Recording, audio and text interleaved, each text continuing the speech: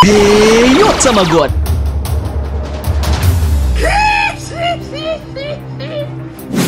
Halo nakama semua, seperti biasa bagaimana kabar kalian di minggu ini? Semoga dalam pandemi ini kalian selalu diberi kesehatan dan keselamatan ya.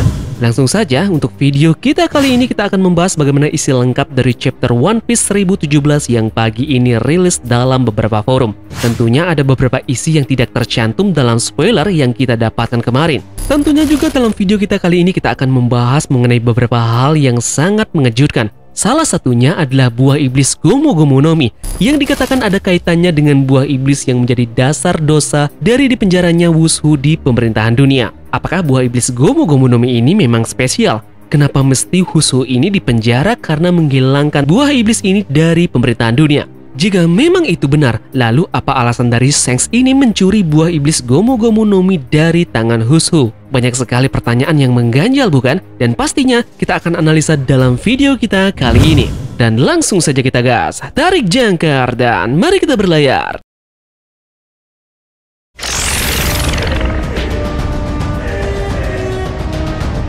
Dalam chapter kita kali ini mendapatkan judul Order atau yang bahasa Inggrisnya pesanan. Mungkin judul ini merujuk kepada Tama yang kemarin memberikan pesan yang tertunda yang dipotong di chapter 1016 kemarin. Tama ini mendapatkan tanda petik mic dari Bao Huang dan akan memberikan perintah kepada beberapa gifter dan juga pleasure yang sudah memakan kibidangonya. Disampul dari chapter ini memberikan kita gambaran bagaimana Buggy yang mengubah tubuhnya menjadi balok-balok puzzle dan bermain dengan simpanse. Kita sampai di halaman pertama yang memperlihatkan lantai panggung yang dimana Tama akan memberi perintah. Nah, ini sesuai dengan judul chapter kali ini yang memang dia akan memberikan perintah kepada beberapa gifter dan juga pleasure yang sudah memakan kibidangonya. Namun di sini masih terlihat Queen yang berteriak kepadanya dan dia menjadi sangat takut sehingga dia pingsan dan juga jatuh di sana. Kemudian halaman kembali terpotong lagi dan menuju ke lantai 4. Di sana kita menemukan salah satu gadis kucing dari kelompok bajak laut Wushu menembak Jinbei. Dan sementara itu, Wushu ini menertawakannya dengan keras. Karena gangguan terus-menerus dari bawahan yang dimiliki oleh Wushu ini, Jinbei pun tidak dapat menahan 1 lawan 1 melawan Wushu ini. Hal yang sama dialami juga oleh Franky melawan Sasaki. Begitu juga Jack dengan Inuarashi. Mereka tidak bisa bertarung dalam kondisi ini karena beberapa pasukan Kaido yang lainnya menyerang mereka secara terus-menerus. Sebenarnya ini sangat licik ya karena mereka main secara bergerombol, sedangkan para anggota kru topi jerami yang lainnya ingin langsung menargetkan pemimpin mereka dengan cara 1 lawan 1. Kemudian kita lanjut lagi ke panggung dari Tama yang telah sadar pada saat dia diteriaki oleh Queen tadi. Dan sekarang Nami dan juga Usopp pun menyemangatinya. Tama mengumpulkan cukup keberanian untuk memberi perintah. Kemudian Tama berkata kepada semua gifter yang telah memakan kibidangonya, "Aku perintahkan kalian untuk membantu Luffy Aniki dan juga Momonosuke. Ayo kita kalahkan Kaido bersama-sama." Nah, saat Tama berbicara ini, kita bisa melihat bajak laut hati menyelamatkan Luffy dan sekarang mereka memompa air keluar dari tubuhnya. Kita juga bisa melihat di sana bahwa Momonosuke ini menangisi Kinemon dan juga Kiku di pelukan Shinobu. Chapter kali ini masih belum menjelaskan bagaimana nasib Kinemon dan juga Kiku yang kita tahu bahwa Kinemon ini dipentung oleh Kaido sedangkan Kiku ditusuk oleh Kanjuro. Selanjutnya setelah mengetahui perintah dari Otama, kita bisa melihat para gifter ini mulai beralih sisi. Briscola yang diketahui menyerang samurai sekarang berbalik menyerang bawahan Kaido. Kita juga bisa melihat gifter yang lainnya seperti Hamlet yang menyerang mantan rekan satu tim mereka. Perintah dari Otama ini telah mencapai di seluruh bagian dari Onigashima ini. Kita juga bisa melihat gifter yang bersama Jack juga mulai menyerang bawahan Kaido yang lainnya. Hal yang sama terjadi juga di lantai 4. Kita melihat Pokor, yang dimana itu adalah pengguna style Letter Snake, menyerang bawahan dari Wushu. Tampaknya memang area pertempuran dari Onigashima ini menjadi ricuh gara-gara Kibinango. Di sini lalu CP0 pun bingung karena mereka tidak tahu apa yang terjadi sebenarnya. Di sana juga ada para gifter yang pertama membantu Queen lalu sekarang berpindah pihak. Queen pun menyadari ini adalah perbuatan Tama sehingga dia menyiapkan sinar untuk menembaknya. Nami dan juga Usopp melarikan diri dengan Tama, sedangkan Sanji menendang kepala Queen dengan menggunakan Collier Strike membuat sinar Queen meledak di mulutnya. Queen pun berkata, "Sial itu putra Jaji." Sanji menjawab dengan, "Jangan panggil aku seperti itu lagi. Apakah kau bagian dari tim peneliti gila itu juga?" Queen lalu berkata, "Apakah kau berbicara tentang meds? Itu semua di masa lalu." Ada yang unik di sini. Queen berkata ada organisasi meds. Apa ini? Tamagon rasa ini adalah kumpulan organisasi dari ilmuwan-ilmuwan terhebat di One Piece. Bisa saja di sini penciptanya adalah Dr. Vegapunk yang diisi ilmuwan-ilmuwan gila seperti Vince McJaji, Caesar Clone, maupun Queen sendiri. Nah, saat dia berbicara ini, Queen berubah menjadi bentuk hibridanya. Tubuhnya kira-kira berukuran sama dengan bentuk manusianya, meskipun ia memiliki leher yang panjang dan mempertahankan ekor robotnya. Kemudian lanjut, panel terpotong kembali ke Chopper dan juga Zoro. Chopper di sini terkena efek samping Rumble Ball yang baru. Chopper pun sekarang menjadi cebol, sangat cebol. Dan helm samurai yang dia kenakan hampir menutupi seluruh tubuhnya. Namun itu bukan satu-satunya efek samping. Terlepas dari kenyataan bahwa ia sekarang memiliki tubuh bayi, Chopper bisa berbicara seperti orang tua. Nah, di sebelahnya ada Miyagi yang sebagai dokter di Zou mengatakan bahwa ada obat pemulihan super yang mereka gunakan di Zou. Itu bisa menyembuhkan tubuh dari Zoro dalam waktu yang cukup panjang. Namun tetapi setelah efek sampingnya hilang, rasa sakitnya akan berlipat ganda. Kemudian terpotong lagi ke lantai 4 yang dimana Jinbe akhirnya bertarung 1 lawan 1 bersama Hushu. Hushu kemudian menarik katananya dan menggunakannya untuk menyerang Jinbe dengan menggunakan Hagan, yaitu knife gun yang seperti Shigan di CP9 tetapi menggunakan pisau bukannya jari. Jinbe pun membalasnya dengan Gyojin Karate, Karakusa Kawara Seiken. Hushu pun menggunakan Soru untuk menghindari serangan Jinbe ini dan kemudian menggunakan Riankaku tetapi Jinbe memblokirnya dengan persenjataan haki. Jinbe pun mengakui bahwa Hushu ini menggunakan Rokushiki yang merupakan gaya bertarung yang digunakan pemerintahan dunia untuk melatih para pejuangnya. Hushu berubah menjadi bentuk hibridanya.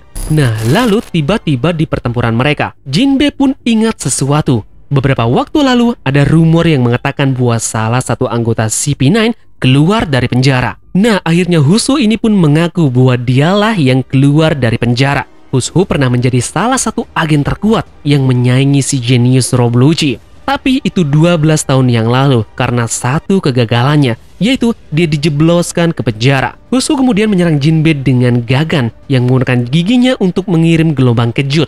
Jadi itulah akhir dari manga chapter 1017 kita kali ini. Sekarang kita akan analisis beberapa hal yang menarik yang Tamagon dapatkan di chapter kita kali ini.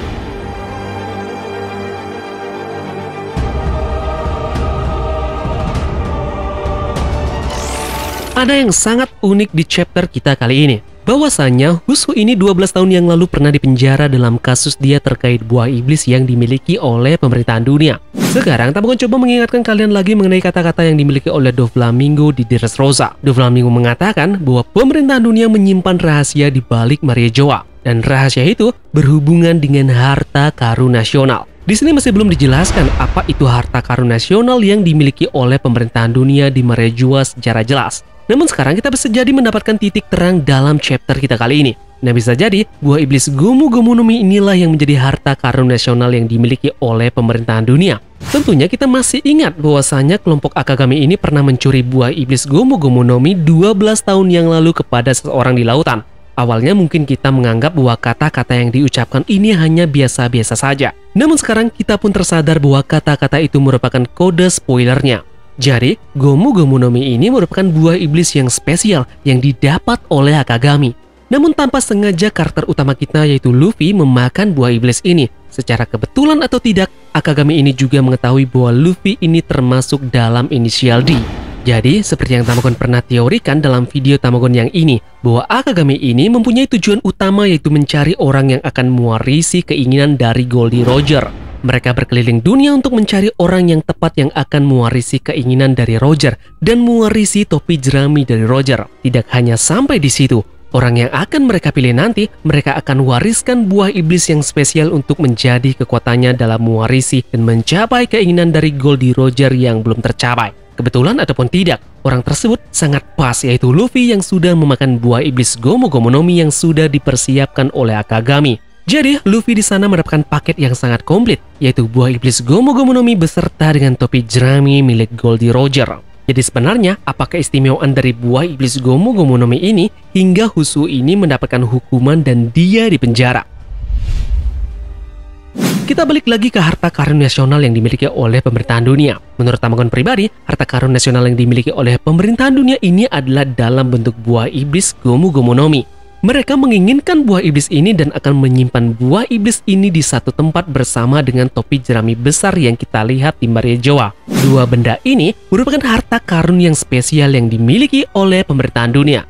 Mungkin secara spesifik Tamagon bisa bilang bahwa harta karun yang dimaksud oleh pemerintahan dunia di sini adalah tanda petik dua benda keramat dari kerajaan Di. Mereka tidak menginginkan ada satu orang pun yang memiliki dua benda keramat milik kerajaan Di ini.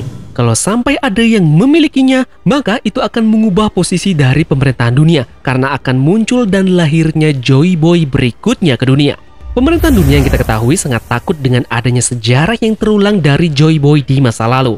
Nah, kemungkinan ini akan menjadi terkait dengan buah iblis Gomu Gomu no Mi itu sendiri. Pemerintah dunia mengetahui bahwa ada salah satu Rocky yang telah memakan buah iblis ini. Melihat hal ini, tentunya pemerintahan dunia tidak mau sejarah dari Joy Boy ini terulang untuk kedua kalinya dan lahirnya penerus Joy Boy yang baru. Maka dari itu, Im Sama sebagai pemimpin tertinggi dari pemerintahan dunia menginginkan buah iblis ini sehingga tidak akan ada lagi penerus Joy Boy yang muncul berikutnya. Kemungkinan yang kedua adalah buah iblis Gomu Gomu no Mi ini dikatakan spesial karena awakening-nya. Pemerintahan dunia sangat mengincar buah iblis ini karena kekuatan awakening yang dimiliki oleh Gomu Gomu no Mi ini memiliki potensi besar. Mungkin secara liar, Tamagon bisa berspekulasi kemungkinan awakening dari Gomu Gomu no Mi ini bersifat penyembuhan. Ada beberapa faktor yang sudah Tamagon dapat dan Tamagon akan jelaskan ini dalam video Tamagon berikutnya. Jadi, pastikan kalian bunyikan lonceng notifikasinya ya untuk update selanjutnya. Oke, sekian pembahasan mengenai One Piece Chapter 1017 kali ini. Jangan lupa tinggalkan jempol kalian ya jika kalian suka dengan pembahasan kali ini. Dan terima kasih sudah menonton.